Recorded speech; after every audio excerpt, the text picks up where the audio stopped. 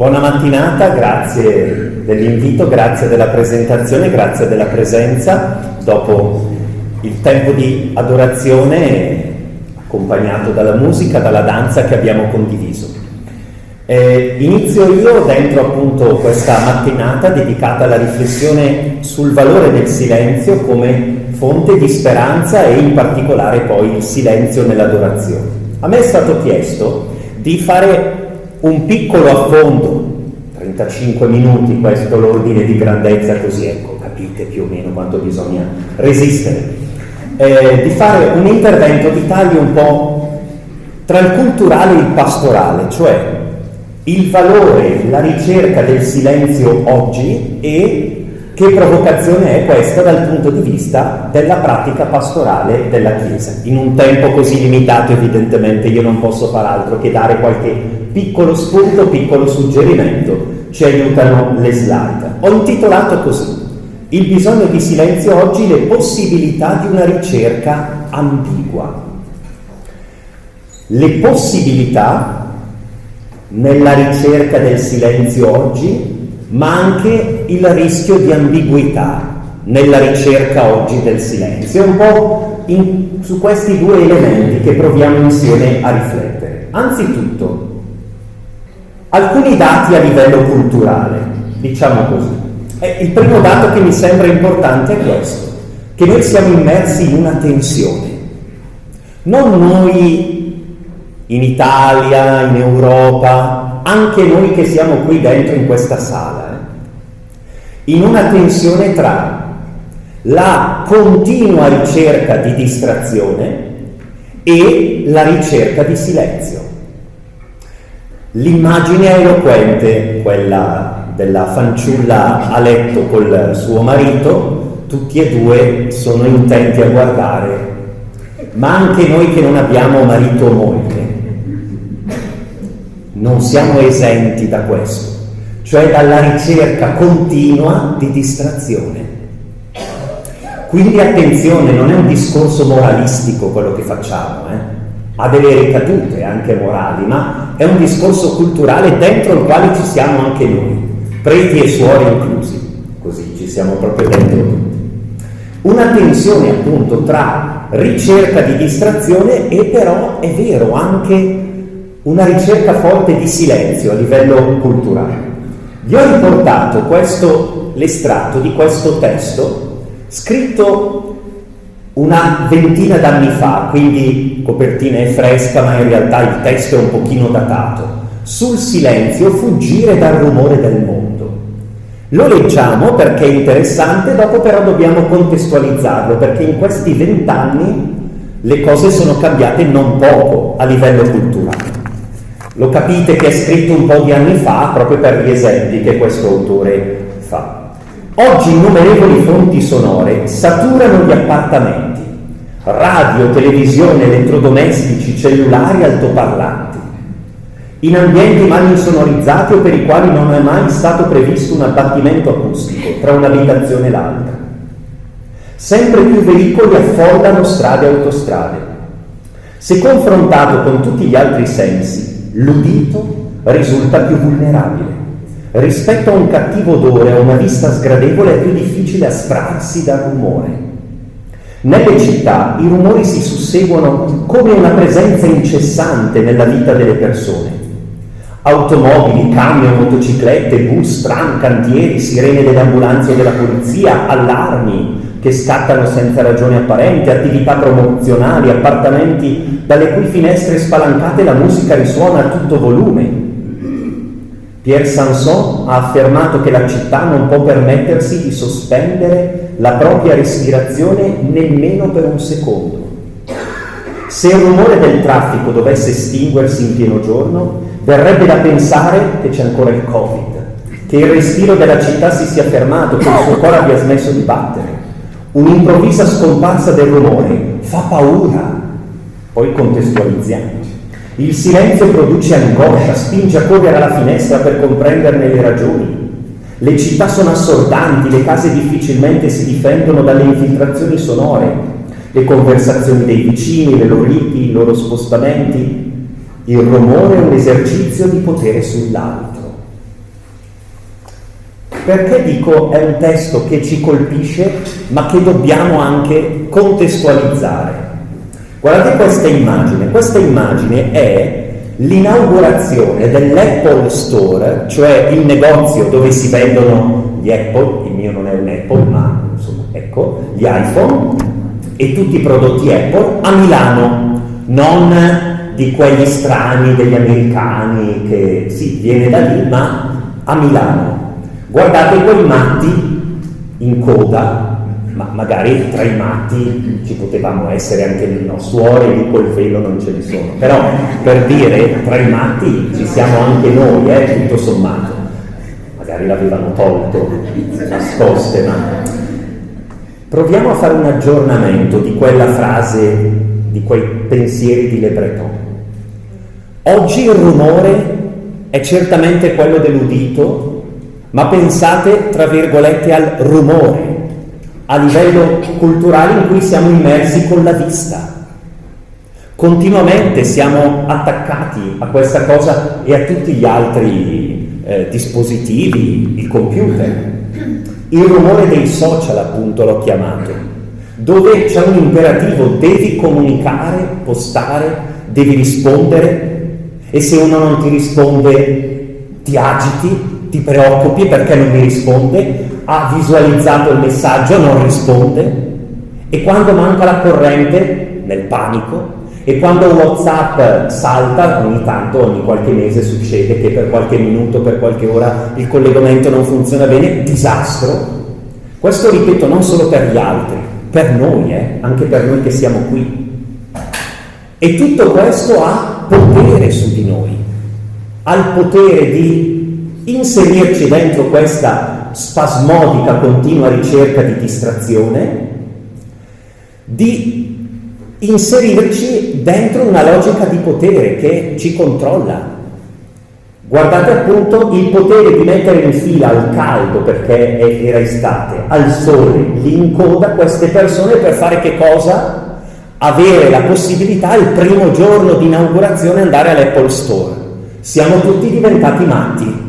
Tutti, anche noi, tendenzialmente, siamo dentro questa cosa senza andare poi a tutto il controllo anche che c'è sulle nostre informazioni, sulle nostre ricerche. Tu parli di una cosa sul cellulare, magicamente, tra virgolette, ti compaiono delle informazioni, ti compaiono delle promozioni che hanno a che fare con le cose di cui tu hai parlato, non solo con ciò che hai proprio scritto, digitato, ricercato già, ma anche con ciò di cui hai parlato. Questo non è fantascienza, questo è quello che accade. Noi siamo dentro questo rumore. A te piccolo Luis, principino, terzo. Abbiamo un bisogno compulsivo di comunicare. Siamo dentro questo. Noi non siamo una società del silenzio. Siamo una società così, appunto, del bombardamento informativo, acustico, visivo. È stato calcolato che mediamente ogni anno 3 mesi della nostra vita, vuol dire 6 ore al giorno, lo passiamo su smartphone. Allora, facciamo la tara dicendo no, ma io lo faccio per lavoro che vuol dire per la scuola, per il lavoro, per la famiglia, perché devo dare i messaggi alla comunità, perché devo scrivere all'altra suora per lavoro, perché devo scrivere a casa. Va bene, facciamo pure la tara su tutte queste cose. Mediamente un italiano passa 6 ore al giorno sullo smartphone. Io non sto demonizzando questa cosa, ci siamo dentro e capisco che oggi di fatto accade così. Io non potrei vivere senza, non potrei fare quello che faccio senza. Nello stesso tempo però mi interroga che tutto questo è per ciascuno di noi motivo come una pentola a vapore, no? Quando la pressione sale, effettivamente è un po' così, sta salendo, è salita la nostra pressione. Pensate appunto a tutti i casi di burnout dove si salta perché non si riesce a star dietro al ritmo, all'intensità, alle esigenze, alla richiesta dentro cui siamo immersi. Interessante che questo faccia scattare in modo a volte di rottura, ma quando i fenomeni sono estremi appunto si polarizzano e si va appunto proprio come in due poli estremi a un desiderio di fuga, che si fa spesso, è vero, anche nostalgia del silenzio. Vedremo poi subito adesso tante esperienze di fuga dalla città, di fuga dal rumore, di fuga da questa invasione di informazioni per andare a ricercare il silenzio. Ma appunto perché questa ricerca spasmodica? Perché il luogo in cui siamo, la vita ordinaria che facciamo, di silenzio, al silenzio non lascia grande spazio. Ecco perché c'è bisogno di fuggire, di ricercarlo altrove. Vi ho messo poi questi due testi, anche solo come indicazione, non li analizzo, ma funzionare o esistere, Benasayak. Dice: noi siamo in un tempo che ci chiede continuamente, il rumore assordante qual è? Quello che dobbiamo funzionare, dobbiamo fare tutti 1000 cose. E ogni tanto però ci domandiamo: ma ha senso questo per il mio esistere? Cioè la mia esistenza, la mia vita è relegata e relegabile a questo? Al funzionare? O c'è qualcosa che ha a che fare con l'esistere che avrebbe bisogno di altro? Per esempio di silenzio, di concentrazione, di pausa.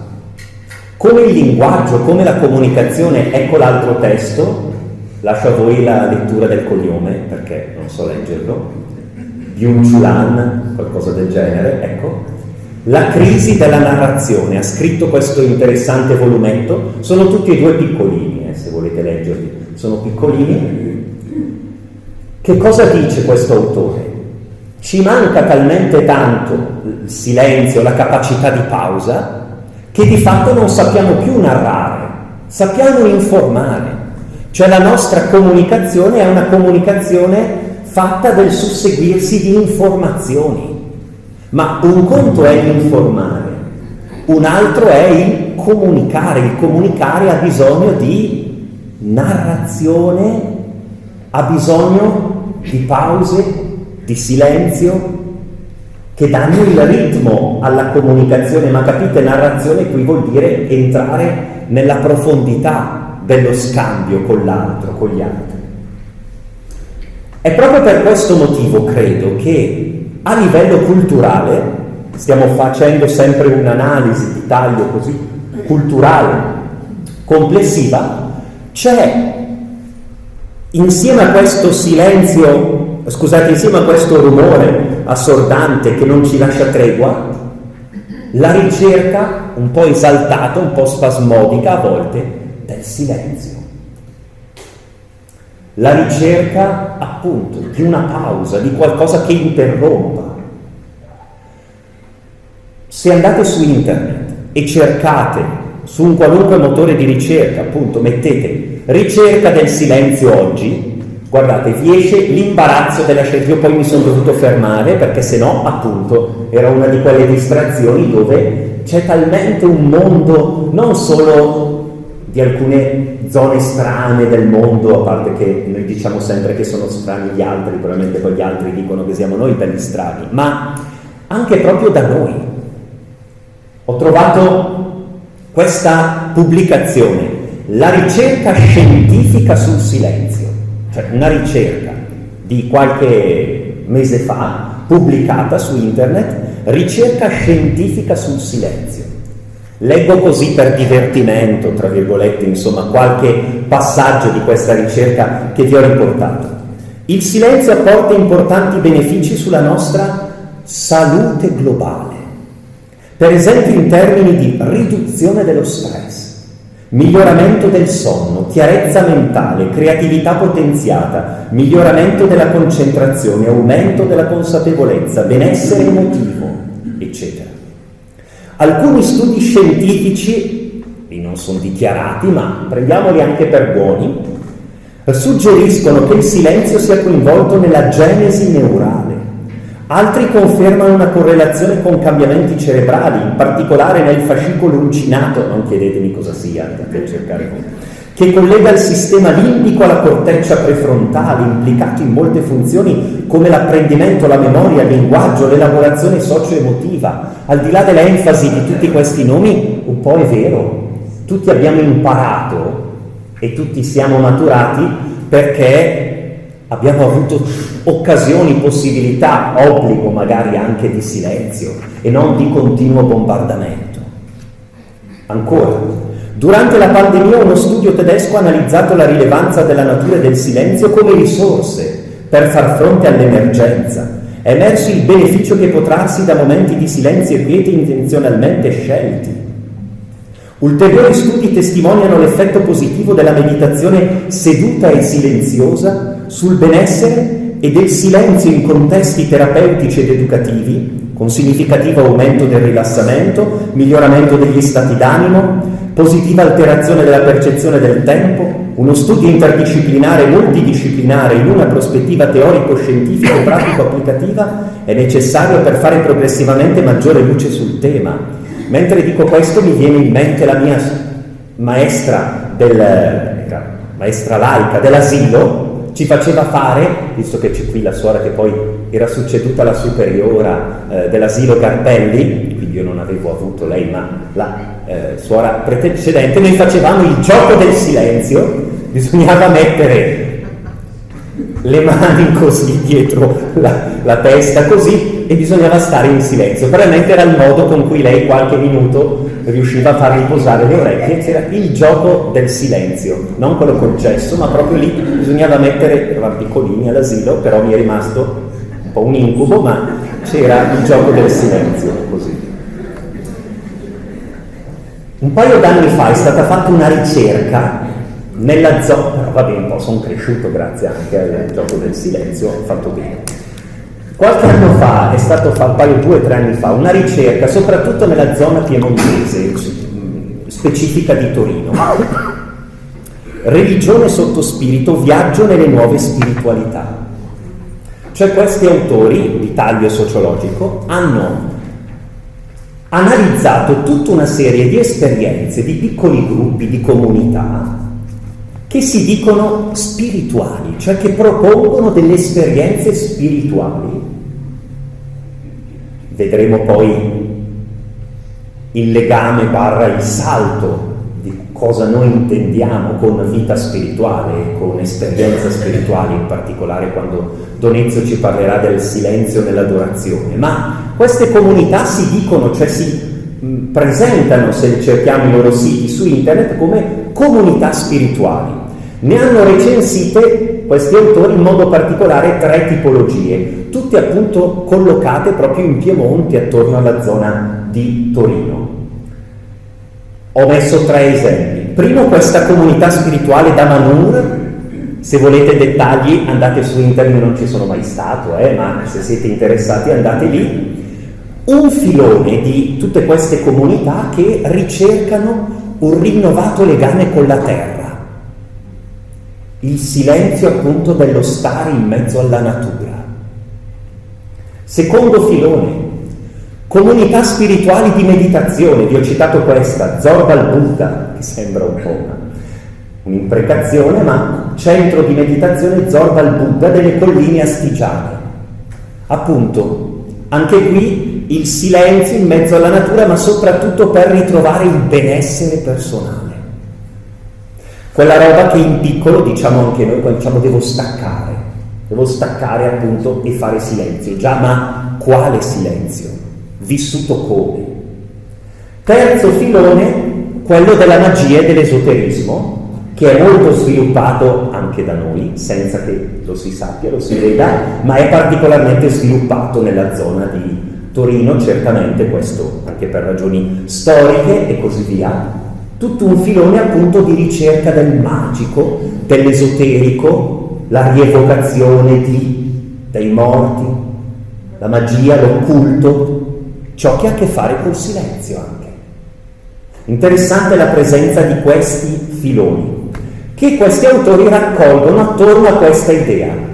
Sono tendenze spirituali ma non religiose. Cioè dentro questi filoni c'è una ricerca, loro la definiscono così perché gli esponenti di queste esperienze si definiscono così, spirituali, perché appunto ricercano qualcosa che ha a che fare con l'interiorità, non religiosi, perché non hanno a che fare con esperienze di chiesa, esperienze di religioni istituite come quella cristiana, ma neppure propriamente quella islamica o altre. Sono esperienze, diciamo così, spirituali, in senso lato, quindi anche un po' ambiguo, certo, e ci ritorno tra poco su questo, dentro cui però, appunto, c'è un'importanza fondamentale data al silenzio, ma un silenzio che è legato soprattutto a che cosa? Alla ricerca del sé. Un silenzio che sembra il far vuoto per ricercare sé, per ricercare il sé. È il silenzio cristiano questo? Punto di domanda. Però c'è questa dimensione di ricerca di silenzio. C'è anche, e vado al passaggio successivo, di per sé, anche dentro alcuni elementi particolari dell'esperienza della fede oggi. Vi ho riportato sinteticissimamente alcuni risultati di un'indagine sul catecumenato fatto in Francia nel 2024. Uno dei fenomeni che sono in grande aumento nel contesto anche nostro, ma in maniera molto forte nel contesto francese, anche grazie a un lavoro molto intenso che hanno fatto negli scorsi anni, è il fenomeno del catecumenato degli adulti, cioè adulti, adolescenti anche e adulti che chiedono il battesimo e di essere iniziati all'esperienza della fede da adulti. Non è il nostro tema in questo momento, ma vi ho riportato così per conoscenza i dati. Nel 2024 sono stati battezzati a Pasqua 7.000 adulti, con una crescita del 31% rispetto all'anno precedente. In Italia quanti sono i catecumeni? Recensiti circa 1.200, capite che sproporzione molto forte, certo, perché da noi è ancora molto alta l'iniziazione dei bambini, dei ragazzi, ma questo dico anche per un lavoro al quale loro hanno fatto più attenzione, oltre che, ma non troppo, per ragioni di origine, di provenienza, figli di famiglie immigrate. Guardate la percentuale, il 36% ha tra i 18 e i 25 anni, il 23% sono studenti, il 24% di quei 7.000 sono provenienti da famiglie senza religione. Cioè non è che i genitori erano cristiani e poi, vabbè, non hanno battezzato i figli, no, vengono da esperienze senza religione. A esse si aggiungono 5.000 adolescenti che hanno chiesto il battesimo dagli 11 ai 17 anni. È un fenomeno da monitorare questo. Bene, nel dossier che è stato preparato per il 2024 sono stati raccolti, intervistati alcuni a campione di questi catecumeni diventati cristiani. Al primo posto ovviamente che cosa mettono? Mettono l'importanza che ha avuto per loro l'incontro con un testimone della fede. Ci sono dati anche sorprendenti, tra cui sapete una delle testimoni della fede che vengono citate?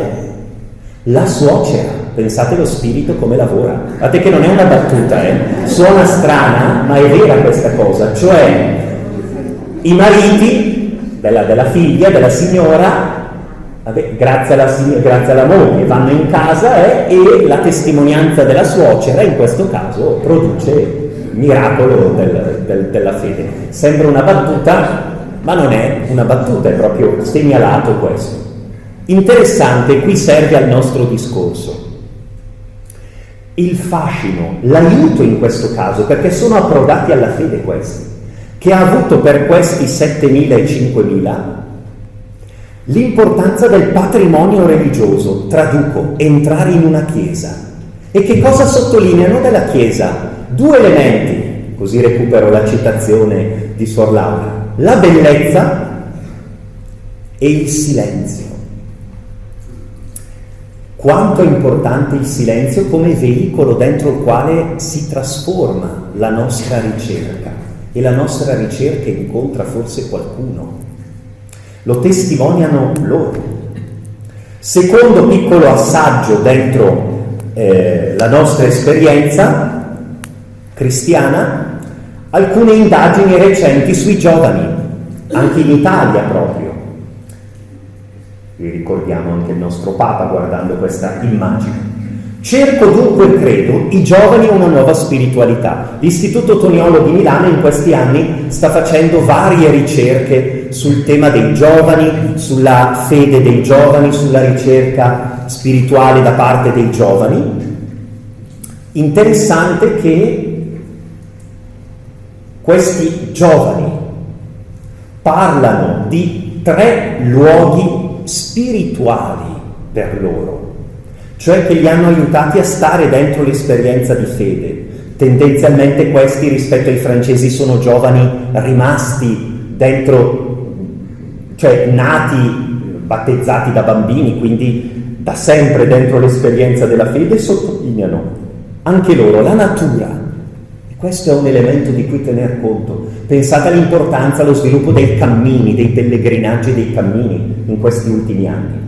Il tema delle connessioni, cioè delle relazioni anche di vario genere, magari anche con persone a distanza, con le quali però si intrattengono rapporti che diventano preziosi anche per la fede. Il tema dell'interiorità è collegato all'interiorità il silenzio. Ci sono segni appunto dove il valore del silenzio rimane. Certo, viene però anche una provocazione che a questa ricerca di interiorità e di silenzio, questi giovani, che sono giovani cristiani delle nostre comunità, non associano moltissimo la Chiesa, non associano moltissimo le nostre comunità, i nostri istituti, pur essendoci rimasti dentro. Perché quando parlano di queste cose dicono: questa è la spiritualità, che non ha molto a che fare però con la religione, come a dire che quello che loro sperimentano della religione è qualcosa di pesante, è qualcosa di più freddo, di più istituzionalizzato, di più rigido, dentro il quale questi elementi, ai quali pure guardano, l'interiorità, il silenzio, che però vedono faticosamente ospitati dentro le prospettive più istituzionali nostre. Osservazione che faccio: ci si può anche interrogare criticamente sui percorsi di questi giovani dicendo: ma non c'è un certo narcisismo, un certo ripiegamento sul sé, una certa attenzione eccessiva al soggetto, un certo sperimentalismo emotivo in questi giovani? È uno dei filoni che questa ricerca di Bicchi e Vignardi mette in evidenza. Non c'è il rischio, dentro un silenzio pensato così, di un'interiorità chiusa nel proprio io, senza Dio e senza comunità? È vero che c'è questo rischio. Ecco perché nel titolo ho messo una ricerca ambigua di silenzio. E però dico anche: è vera anche la critica che dobbiamo portarci a casa noi e ascoltare, del fatto che la Chiesa sia vista come poco spirituale e troppo religiosa. Sarà anche un po' di parte questa critica, però qualcosa deve dirci, che non ci associno noi, che siamo quelli e quelle dello Spirito Santo, scusate la banalizzazione, ma che non ci associno allo spirituale. Che questo aspetto del sé, dell'interiorità, del silenzio, non riescano a vederlo in noi e da noi. Ecco allora la provocazione, e vado verso le conclusioni. Dobbiamo provare a percorrere questa ambiguità. Una delle provocazioni fondamentali da questa piccola recensione che ho fatto è, secondo me, questa: che noi dobbiamo lasciarci proprio provocare e percorrere queste ambiguità, tenendo conto di una cosa, e appunto, adesso lo introduco soltanto, poi Donezio farà vedere meglio, che obiettivamente c'è uno scarto tra il silenzio che noi abbiamo, tra virgolette, creato e sfruttato prima nell'adorazione, e il silenzio di cui a livello culturale si parla e che si cerca. Cioè il nostro non è un silenzio vuoto, non è il silenzio soltanto del sé che guarda se stesso, o il silenzio che si immerge in una sorta di ordine cosmico non meglio identificato, il nostro è un silenzio abitato da una presenza. Il nostro è un silenzio strumento appunto per un incontro, per una relazione. Però è anche vero che il silenzio dovrebbe essere centrale dentro l'esperienza della fede. Deuteronomio: ascolta Israele.